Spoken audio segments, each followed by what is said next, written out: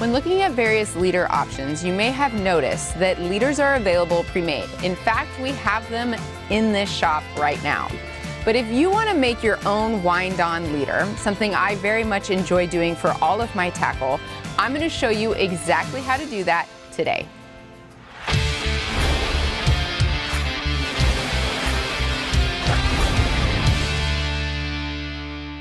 When making wind-on leaders, you need hollow core braid. We really like C16 Cortland lined. The monofilament of choice or fluorocarbon. This super handy jig makes a big difference as well. Splicing needles. X-Tech splicing needles are the best out there for wind-on making. I like having a ruler because I want all of my wind-ons to be the same size exactly, but I'm a little bit of a perfectionist, if you can't already tell. A ruler's not necessary, but it really goes a long way. There are two different ways to finish out a wind-on. One, with whipping through wax line, and the other is a finishing knot that I'm excited to show you today. So the first part of making your wind-on is getting the loop done. I want my loop to be approximately 2.5 inches long and my tail end to be 3 inches on top of that. So I'll measure out 5.5, bend it over. I have my 2.5 inch loop, my 3-inch tag end, and then I'm going to go with about 40 inches after that just because I want to have plenty of room to work with. All in all, I want my wind-on to be approximately 20 inches in length. It doesn't really matter, you guys. You can do whatever you want, so long as you follow the IGFA regulations on your leader length as a whole. Your wind-on's going to be a part of that length. Grab your needle, push it through the center of your braid, and pass your long end of your wind-on through your tag end.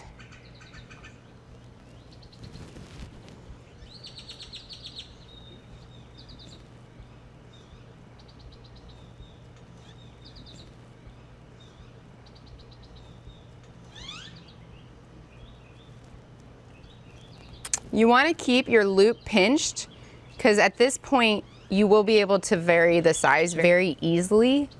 So after you poke through your tag end, now you're going to poke through your main line of the braid as close to your first notch as possible. You want this to be a tight setup.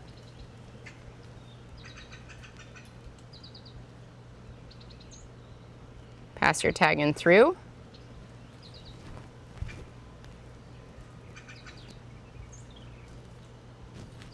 There you have your first lock. Now you're going to do the same process again. Poke the tag end.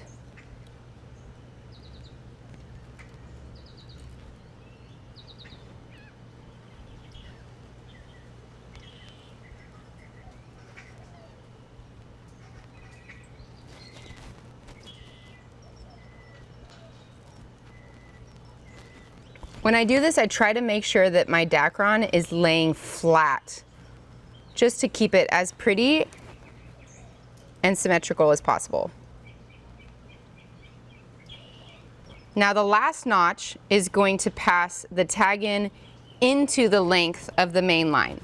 So instead of passing it through to the other side, you're going through to the inside and tucking it in. This finalizes the locking mechanism of your wind-on loop. The smaller the wind-on you're working with, the more difficult it can be.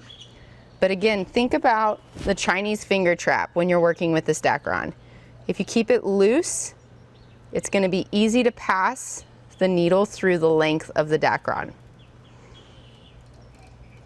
If you accidentally poke through, it's not a problem. Just pull your needle out a little bit more and pass it through again. Be gentle and take your time. I always go way further than my tag end just because I want to make sure that I don't have anything sticking out the other side. Once you're done, gently poke your needle through the core of your braid. Pass the needle through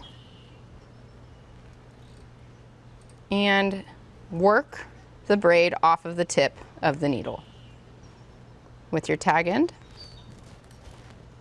Now you have your loop, you have your tag end sticking out, and gently work the Dacron down the main line, and there you have it. Your tag end is braided into your loop, and you have a 4-lock stitching on your loop. Now you have your Dacron loop for your wind-on. We're done with this needle, but it's time to pull out the size that's gonna match the monofilament or fluorocarbon that you're gonna be passing through your Dacron material. Today I'm making this with a light tackle rig. I have 80-pound monofilament. I'm gonna do 24.5 foot of 80-pound mono, and then I'm gonna add a snap swivel with fluorocarbon, 5 foot of fluorocarbon, and a hook. We know that IGFA, if you're fishing over 20-pound line, you can have a leader length of 30 foot. I go 24.5 with 5, making it 29.5, just to give me that little 6 inches margin of error. Once you have your leader material into your needle, there are 2 different ways to proceed. If you're gonna do the traditional whipping method, which I'm gonna start with, you wanna take your wind-on, which is approximately 20 inches in length, and start from the base and work your way through the braid. If it's a little ugly to start, that's okay. Don't be too picky. Actually, I'm really mostly talking to myself on that because, again, I get real picky with these wind-ons. Once you get it flowing through, keep it loose, loosey-goosey, and pass the braid all the way. You want to go all the way to where your tag end is laying from your loop. So my tag end is about, what was it, 3 inches down from the loop, and you'll feel it in there. And you want to bring your needle slowly, passing it all the way through. If it gets too tight there, just bunch it up a little bit and work your way slowly through. Once you get to the end of the needle, keep passing it alongside. What we're doing is we're splicing the mono into the braid. This is how you make the wind-on connection. All right, we've reached the tag end. So I'm gonna poke this out, pass the mono through, big old tag, no worries. And this is where you just gently work your braid. So if you tighten it up, you've got your tag end, but you can bunch it slowly down the end so it's not hanging out anymore. But you want to make sure that you don't go too far because you don't want to lose your tag end within the Dacron. Slowly bunch it up. Once it enters, I just pinch it real quick so I don't lose it. And then I pull that Dacron material down the monofilament so that it's tight. And again, we're back to the Chinese finger trap. Once this Dacron's tight, it's gonna hold a lot better. What we wanna do is we wanna engage that. We wanna lock that in. And that's where we're gonna get our whipping and our wax line. This leader material, this is what we do before a season starts. We don't do this as we're fishing. Every fishing trip, you have all of your wind-ons, your leaders, your hook sets, they're all pre-made and ready to go. For example, for our Baja season we fished this last fall, we had 100 wind-ons made and 2,000 hooks made before we ever went fishing. So once you have your wax line, you want to do a little loop. I just take a big piece. This is 30-pound wax line. I do a little loop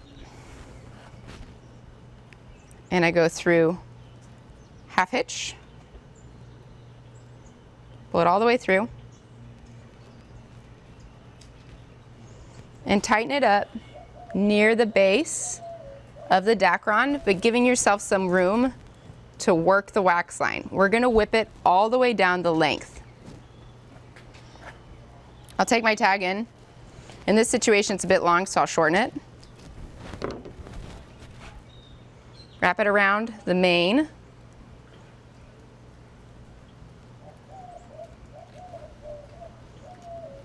and then start my series of half hitches.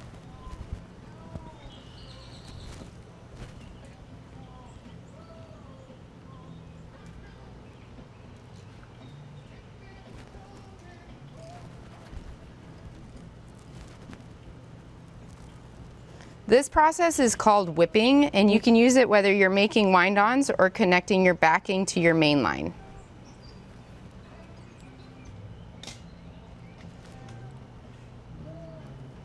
This reminds me of my friendship bracelet making days. I was avid friendship bracelet maker when I was a kid. And who knew, it was always just preparing me to go bill fishing. You want to let your half hitch follow the natural progression and keep it tight. Now, when working with wax line, there's a couple things you need to keep in mind. It's wax, so it melts, and a lot of times when we're bill fishing, we're in high heat situations and high heat climates.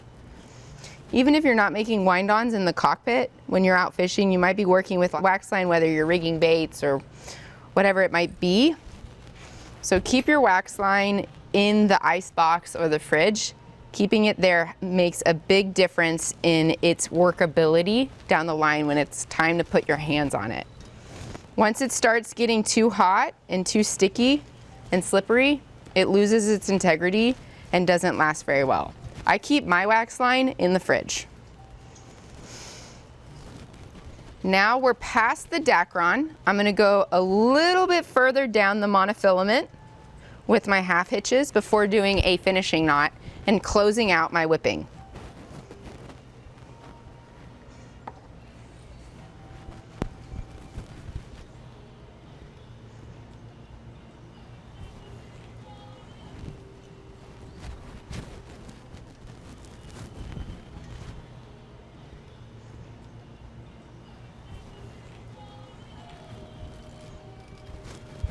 Okay.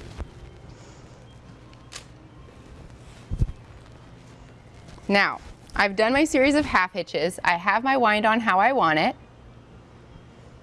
It's time for the finishing knot. You do the start of a half hitch, and you go 1,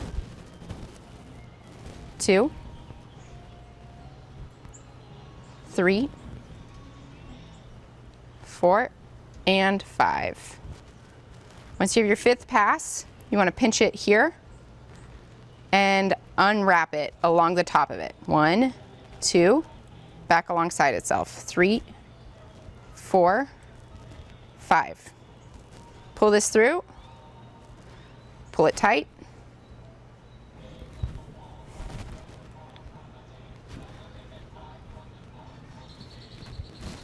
and cut your tag in. And there you have it.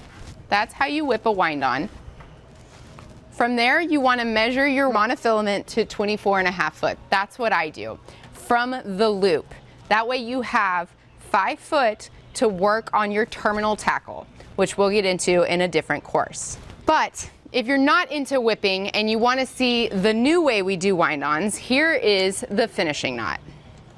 For the finishing knot, we have a little bit more Dacron in front of us, but we still want a loop to mono of about 20 inches.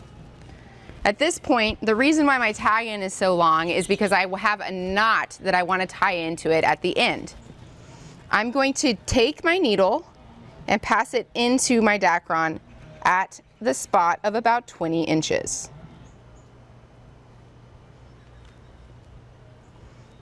Once you have your needle passing through your Dacron, go ahead and spool your mono into your needle. You could do that first if you want. It really doesn't make a difference. And again, you're going to go all the way to the tag end inside the Dacron loop. Once you hit your tag end, pull it out just like we did before. Push your mono to the point of just being inside and pass your Dacron down the monofilament. We're gonna lock it up. This knot was showed to us by a good friend, Ryan Doxey. recently and it's changed the game. It's similar to the finishing knot we saw at the end of the whipping, but you want to go up the dacron and do the same finishing knot. Make sure your dacron's laying flat. 2, 3, 4, 5. Bring it down, tight on the mono. Pass it back through. 1, 2, 3, 4, and 5. Pass it through. Now with this one, you want to make sure it's really tight. So I like to do a little square knot at the end to make a loop.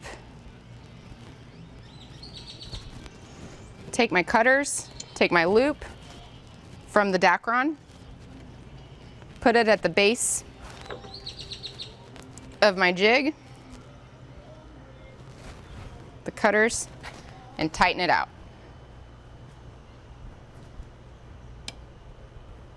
That's not going anywhere. Once you're done, you want to cut your tag end. And you have a clean wind-on to mono loop. And that's how you do a wind-on.